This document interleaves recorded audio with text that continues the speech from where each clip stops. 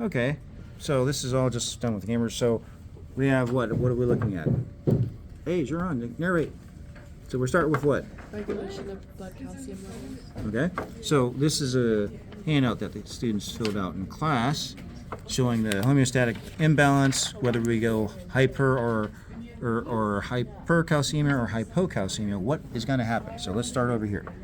So this says stimulus of the bloodstream decreases. So we're going to do hypo. What's that called again? Hypocalcemia. Hypocalcemia. So that's kind of this over here. All right. So what's next? What are these cards? What's happening here?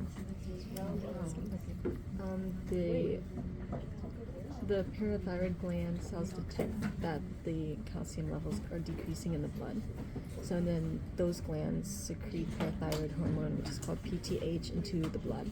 And then PTH travels in the blood. And then there's 3 different processes that happen. So this process, which my students, I haven't really gone into great detail about, we're in our skeletal system. So this one right here is the second one, and in the middle, that's the one that we actually filled out right over here on the packet. So we'll talk about, so in the kidney, so these are all happening at the same time to regulate the low calcium levels in the bloodstream. So so the kidney has got some endocrine functions. There's things that are going to be happening. There's a hormone that's released.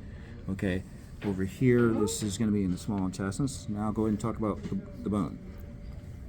So the PTH hormone binds to the PTH receptors on the osteoclast, which is the cell in the bone that destroys or breaks apart the bone. Right. And since the bone is made out of calcium phosphate, when osteoclasts break down the bone, it can release calcium into the blood. Right, so this is releasing calcium into the bloodstream when it's low. So now, if it's high, we have another reaction. So this is for hyperglycemia, and the receptors on the parafollicular cells of the thyroid gland are going to detect the elevated blood plasma, and then the negative feedback will cause a homeostatic reaction to try to decrease the levels. right. They're going to secrete calcitonin, which is the hormone, and then we didn't talk about calcitrol, but me and Anna looked it up. Okay, so this is, we'll do the blast later, Yeah, but so this is the other method. Again, my students weren't really familiar with the kidneys.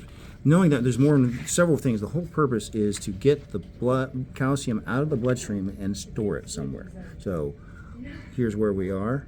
So there's the name of the cell, right? It was class for the other process. Now it's blast. It's building up bone, so it's taking the excess calcium at the blood plasma and making hydroxyapatite to form bone. Right? And And if then in turn- you look right here, we have a picture of a bone. That's so they're all being stored there. They're being so.